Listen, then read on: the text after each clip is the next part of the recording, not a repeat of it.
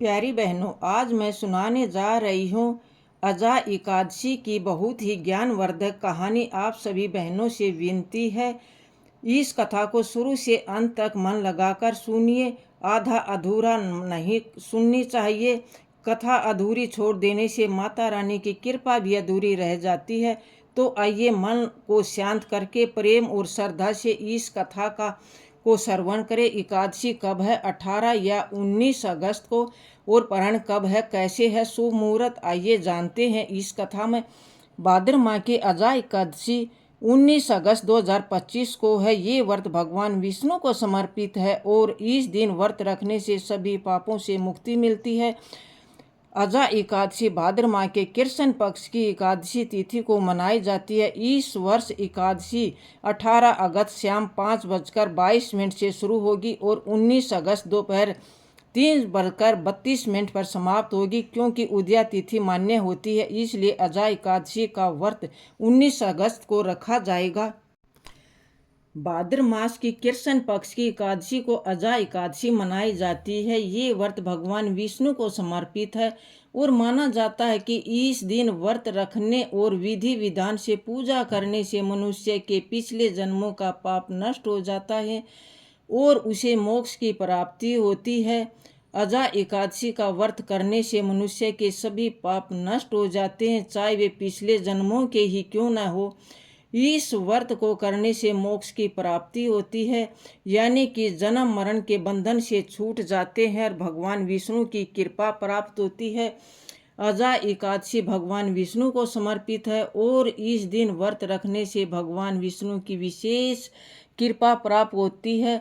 अजा एकादशी का व्रत करने से सुख समृद्धि और खुशहाली आती है। इस व्रत के करने से जीवन की सभी कठिनाइयों और संकटों पर विजय होती है। अजा एकादशी का व्रत करने से मनुष्य को अश्वमेध यज्ञ के समान फल की प्राप्ति होती है। ये व्रत राजा हरिश्चंद्र द्वारा रखा गया था, जिन्होंने अपने सत्य और धर्म के पालन के लिए अनेक कष्ट सहे। इस व्रत के प्रभाव से राजा हरिश्चंद्र को उनका खोया हुआ राज्य, पुत्र और पत्नी वापिस मिले। ये व्रत विष्णु के प्रति अटूट भक्ति और विश्वास का प्रतीक है। तो बहनों, शुरू करते हैं अजा एकादशी की कथा। बहुत पुराने समय की बात है। कुंती पुत्र युधिष्ठिर बोले कि हे जरनाधर, अब आप मुझे भादों की कृष्ण पक्ष की एकादशी के बारे में बतलाइए। उस एकादशी का नाम तथा विधि क्या है, सो विस्तार पूर्वक कहिए। श्री कृष्ण भगवान बोले कि हे राजऋषि, भादों की कृष्ण पक्ष की एकादशी को अजा एकादशी कहते हैं। जो मनुष्य इस दिन भगवान की भक्ति पूर्वक पूजा करते हैं तथा व्रत करते हैं, उनके समस्त पाप नष्ट हो जाते हैं। इस लोक और परलोक में सहाय करने वाले इस एकादशी व्रत के समान विश्व में दूसरी एकादशी नहीं है। इस एकादशी की कथा इस प्रकार है। प्राचीन काल में एक चक्रवर्ती राजा हरिश्चंद्र राज्य किया करता था। वह अत्यंत वीर, प्रतापी तथा सत्यवादी था। उसने किसी अज्ञात कर्म तथा प्रतिज्ञा से राज्य को त्याग दिया और अपनी स्त्री तथा पुत्र को भी बेच डाला। वह स्वयं एक चंडाल का सेवक बन गया था। उसने उस चंडाल के यहाँ कफन लेने का काम किया, परंतु उसने इस आपत्ति के काम में सत्य को न छोड़ा। जब इस प्रकार रहते हुए उनको बहुत वर्ष हो गए तो उसने एक नीच कर्म पर बड़ा दुख हुआ। उसे बहुत वर्ष हो गए तो उसे अपने इस नीच कर्म पर बड़ा दुख हुआ और इससे मुक्ति होने का उपाय खोजने लगा। वह उस जगह सदैव इसी चिंता में लगा रहता कि मैं क्या करूं। एक समय जब वह चिंता कर रहा था, गौतम ऋषि आए।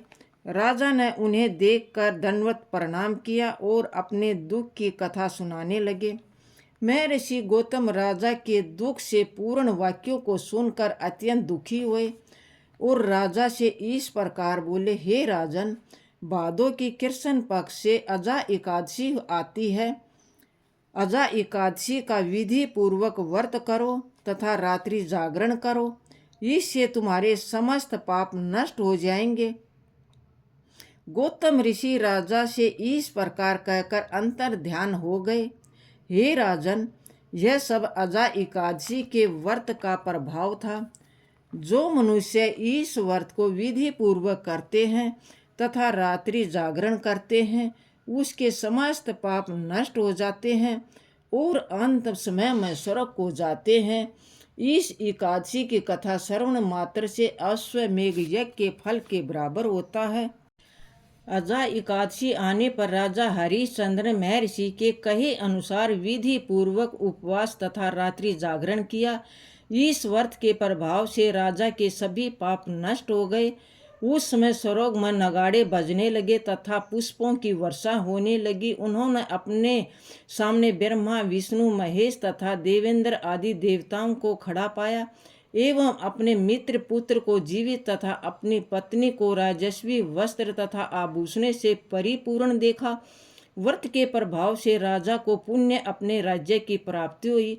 वास्तव में एक ऋषि ने राजा की परीक्षा लेने के लिए यह सब किया था, परंतु अजा एकादशी के व्रत के प्रभाव से ऋषि द्वारा रची गई सारी माया समाप्त हो गई और अंत समय में हरिश्चंद्र राजा अपने परिवार सहित स्वर्गलोक को गए।